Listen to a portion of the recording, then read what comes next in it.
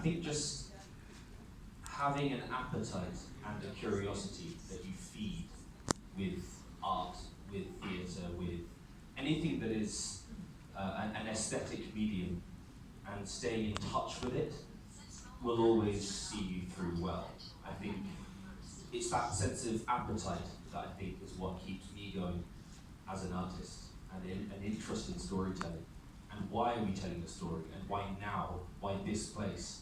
Giving a sense of meaning to all things rather than it just be, because even something that could on its face be a piece of fluff can have a deep internal meaning. As an artist, I think I can only revert to what my head of acting said to me on the last day of my course at Bristol, which is that this industry, but life in general, is a marathon, not a sprint, and comparison is the thief of joy. Finding what is individual to you is at the centre of everything.